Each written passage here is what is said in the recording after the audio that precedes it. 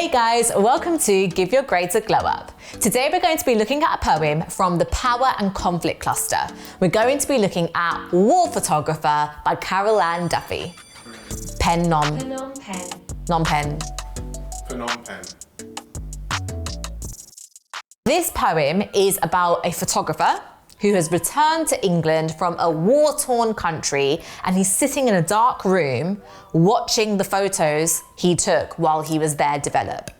So the pictures remind him of his experiences and the devastating things he saw while he was abroad. And he remembers the people in the photos and what they were doing when he was taking their images.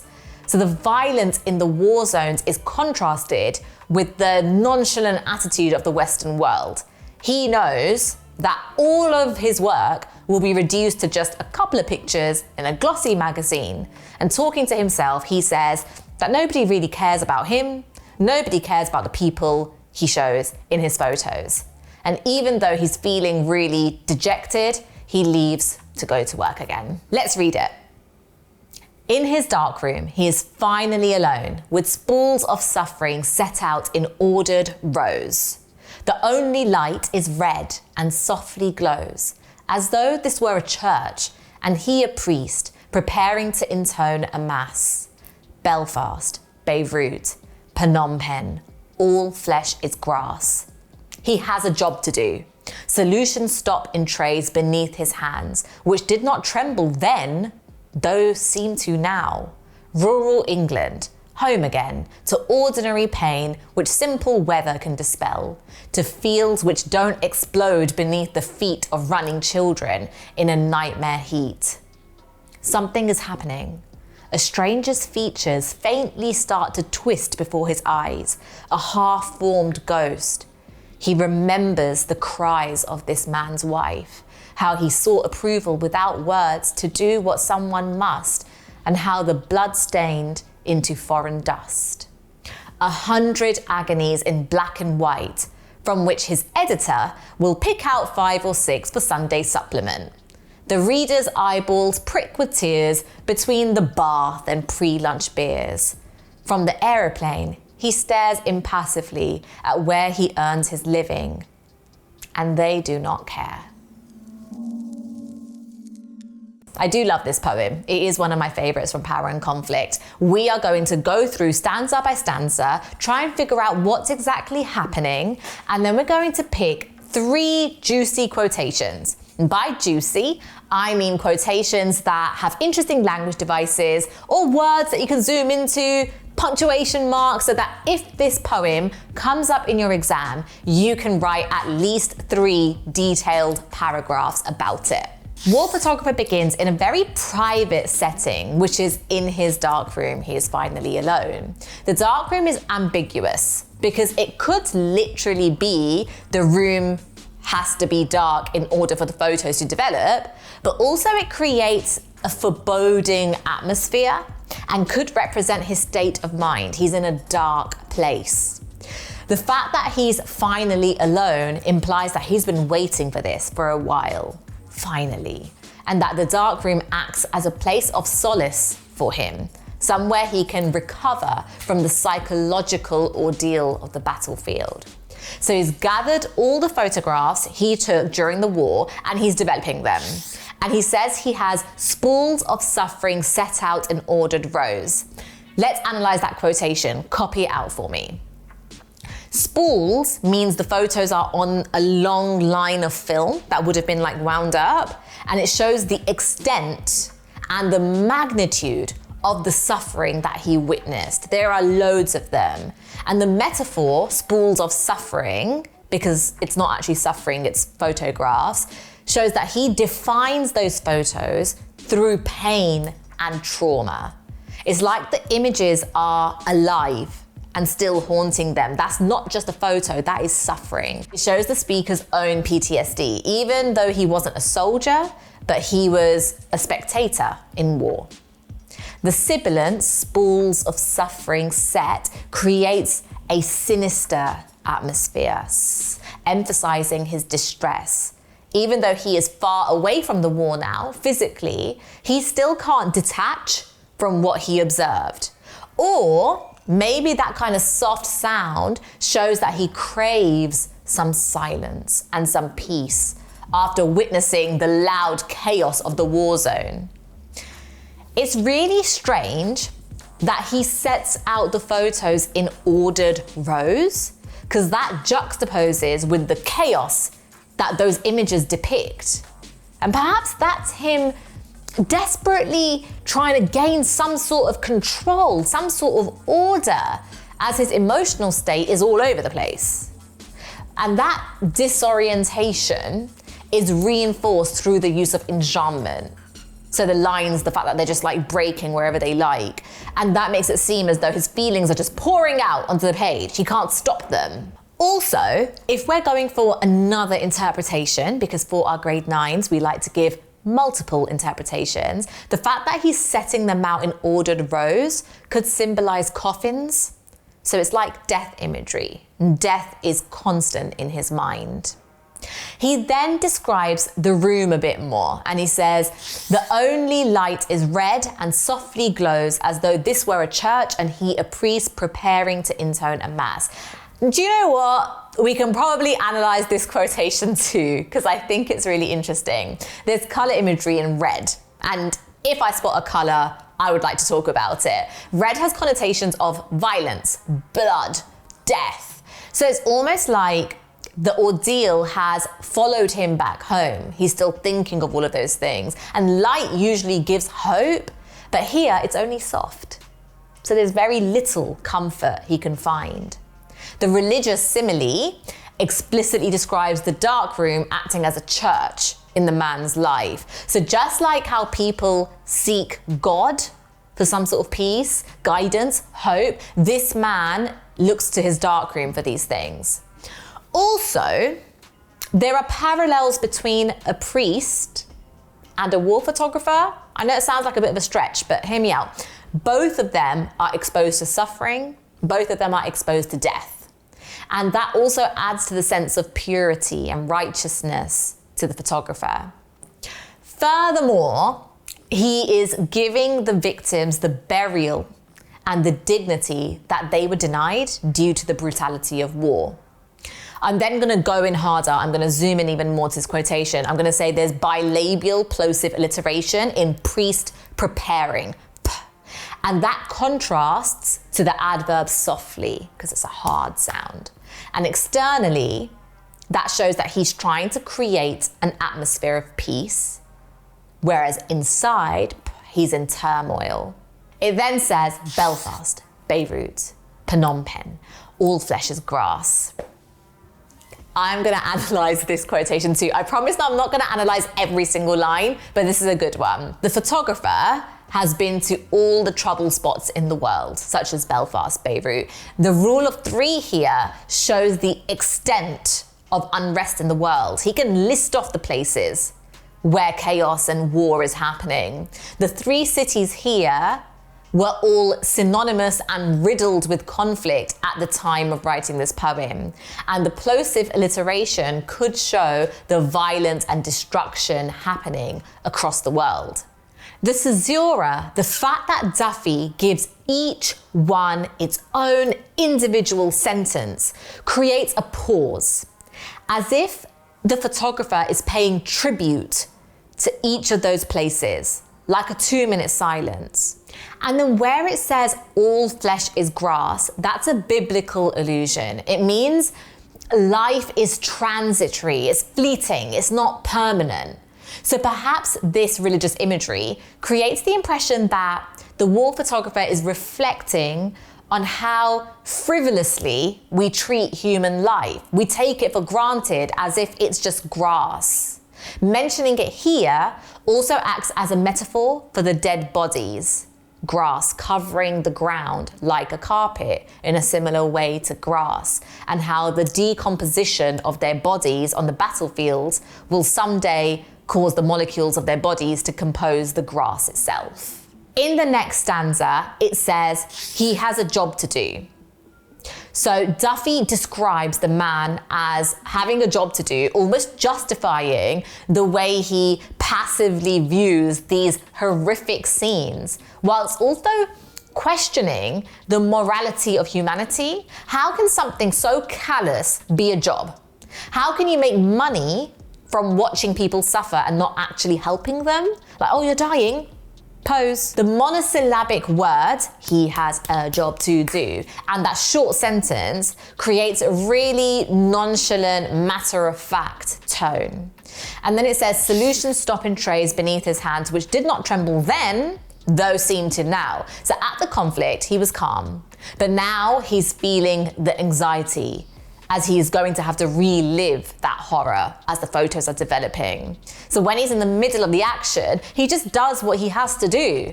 But now that he's back home, he's able to reflect on the events that he's captured, and he's becoming more emotional. Then he says, rural England, home again to ordinary pain, which simple weather can dispel. I think this poem really makes you reflect. I know it really makes me reflect, because he's comparing where he lives, rural England, to the places he's visited. And the problems here are trivial, as demonstrated through the oxymoron, ordinary pain. And a sunny day can make it all feel a little bit better. Sun's out. And that contrasts with the war-torn areas he has been to, where the pain and the suffering, both emotional and physical, are devastating. And then it says, to fields which don't explode beneath the feet of running children in the nightmare heat. This is a shocking image of the violence in other countries. Duffy takes an image that we would usually associate with something innocent, something happy, children running in fields, and she subverts it into something much more sinister.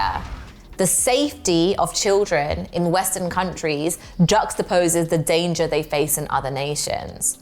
This image of children running connotes a sense of freedom in the West, but here they're running to survive. Nightmare makes their anguish seem unimaginable and surreal. Like it's a nightmare, it doesn't even seem like real life. And the fact that the fields are exploding seems really unusual. Nature shouldn't be exploding, so it makes war seem really unnatural. And then we have a bit of sensory imagery in heat, which creates this really hellish setting, which contrasts the innocence of these children. They are being punished for wars they didn't even start. The poem was published in 1985, so that was 10 years after the end of the Vietnam War.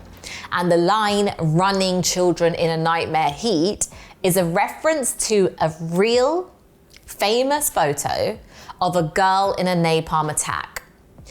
It was a 9-year-old girl who fled after tearing off her burning clothes. That photo did, however, have a large impact on the public because they started protesting and campaigning against the war. The next line says, something is happening. Something is happening to the developing photograph. And that's a short, declarative statement, and that kind of reveals the war photographer's fright, like he's holding his breath. Something's happening.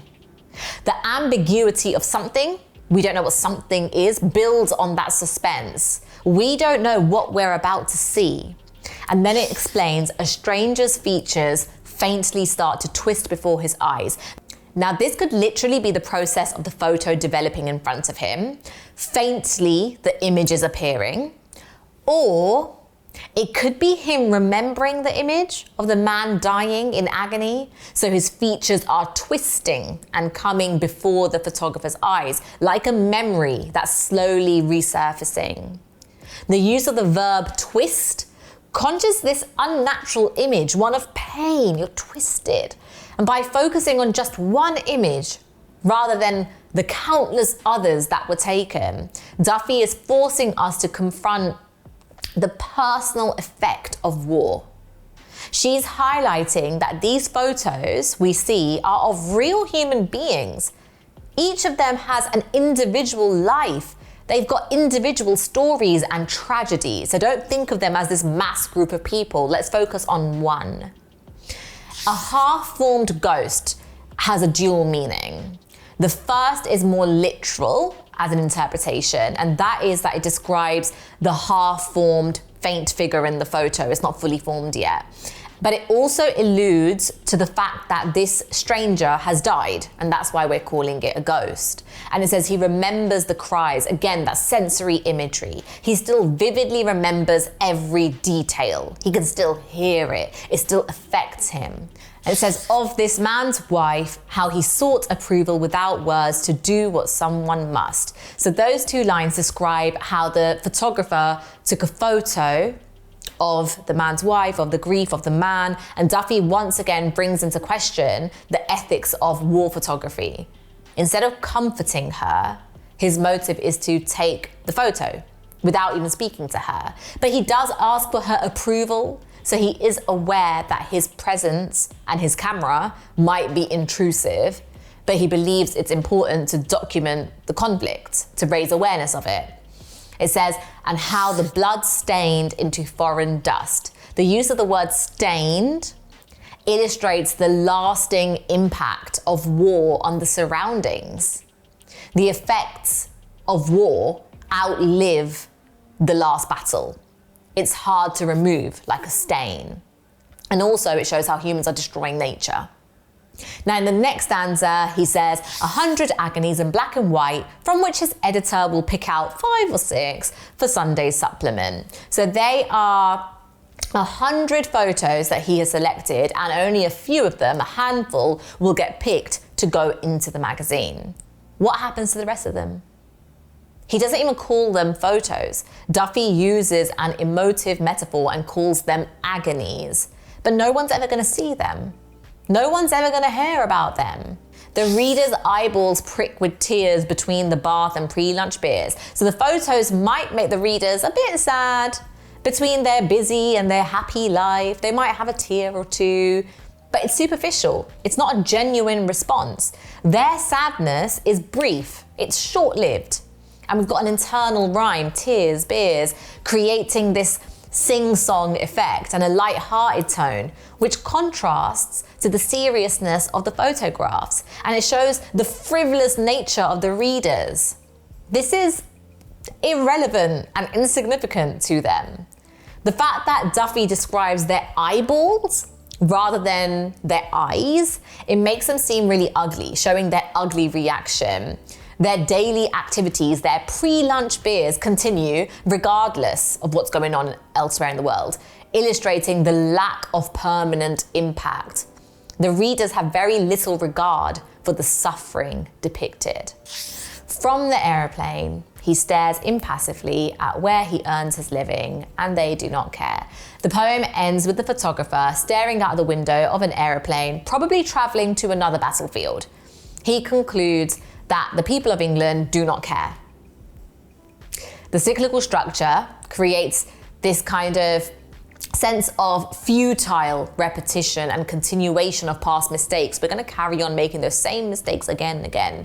His work can't actually change anything. It's pointless. So the poem ends on a defeated tone.